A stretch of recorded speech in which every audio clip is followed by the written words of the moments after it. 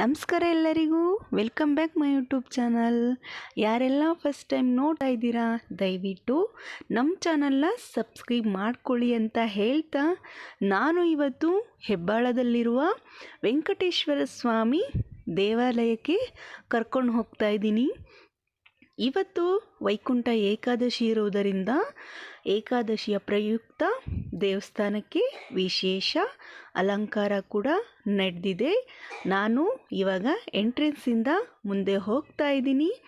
ಹೂವಿಂದ ಅಲಂಕಾರ ಕೂಡ ಮಾಡಿದರೆ, ಹಾಗೆ ನಮ್ಮ ವೆಂಕಟೇಶ್ವರ ಸ್ವಾಮಿಗೆ ಹೂವಿನ ಅಲಂಕಾರ ಕೂಡ ನಡೆದಿದೆ. ಹಾಗೆ ಡೆಕೋರೇಷನ್ ಕೂಡ ತುಂಬ ಚೆನ್ನಾಗೇ ಮಾಡಿದ್ದಾರೆ.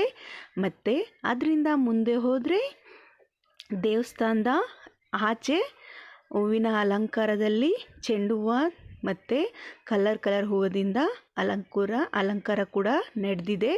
ಅದರಿಂದ ಮುಂದೆ ಹೋದರೆ ಲಿಂಗನ ಪ್ರತಿಷ್ಠಾಪನೆ ಮಾಡಿ, ಲಿಂಗಗೂ ಕೂಡ ಅಲಂಕಾರ ಮಾಡಿ, ಲಿಂಗದ ಮೇಲಿಂದ ನೀರು ಬರೋ ಥರ ಡೆಕೋರೇಷನ್ ಕೂಡ ಮಾಡಿದ್ದಾರೆ.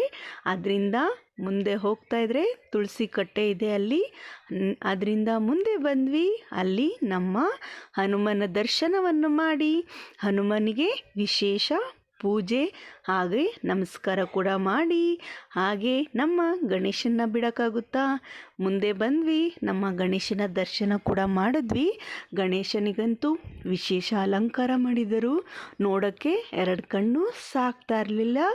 ಹಾಗೆ ಮುಂದೆ ಗೊತ್ತಲ್ಲ, ವೈಕುಂಠ ಏಕಾದಶಿ ಇರುವುದರಿಂದ ನಮ್ಮ ವೆಂಕಟೇಶ್ವರ ಸ್ವಾಮಿಗೆ ವಿಶೇಷ ಅಲಂಕಾರ ಕೂಡ ನಡೆದಿತ್ತು. ದೇವಸ್ಥಾನ ತುಂಬ ಹೂವಿನ ಅಲಂಕಾರ ಕೂಡ ನಡೆದಿತ್ತು. ಕೊನೆಗೂ ನಮ್ಮ ವೆಂಕಟೇಶ್ವರನ ದರ್ಶನ ಮಾಡೇ ಬಿಟ್ವಿ. ಹಾಗೆ ವೆಂಕಟೇಶ್ವರನಿಗೆ ವಿಶೇಷವಾಗಿ ಅಲಂಕಾರ ನೋಡಿ, ನೀವೇ ನೋಡ್ತಾ ಇದ್ದೀರಾ. ನೋಡೋಕ್ಕಂತೂ ಎರಡು ಕಣ್ಣು ಸಾಕಾಗ್ತಾ ಇಲ್ಲ. ಆ ಥರ ವೆಂಕಟೇಶ್ವರ ಸ್ವಾಮಿಗೆ ಅಲಂಕಾರ ಕೂಡ ನಡೆದಿದೆ. ಹಾಗೆ ಮುಂದೆ ಬಂದರೆ ಪಕ್ಕದಲ್ಲಿ ಅಯ್ಯಪ್ಪ ಸ್ವಾಮಿನ ಕೂರಿಸಿದ್ರು.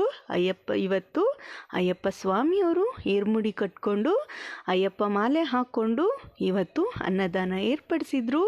ನೋಡಿ, ಅಯ್ಯಪ್ಪ ಸ್ವಾಮಿಗೂ ಕೂಡ ಅಲ್ಲಿ ಡೆಕೋರೇಷನ್ ಮಾಡಿ ಪೂಜೆ ಕೂಡ ಸಲ್ಲಿಸಿದ್ರು. ನಾವು ದೇವರ ದರ್ಶನ ಮಾಡಿ ಹಾಗೆ ಪ್ರಸಾದವನ್ನು ಸ್ವೀಕರಿಸಿ ಅಲ್ಲಿ ಸ್ವಲ್ಪ ಹೊತ್ತು ಕೂತ್ಕೊಂಡು ನಮ್ಮ ಬೇಡಿಕೆ ಎಲ್ಲ ಬೇಡಿಕೊಂಡು ಬಂದ್ವಿ. ಇಷ್ಟೇ ಇವತ್ತಿನ ವಿಡಿಯೋ. ಈ ವಿಡಿಯೋ ಇಲ್ಲಿಗೆ ಮುಗಿಸ್ತಾ ಇದ್ದೀನಿ.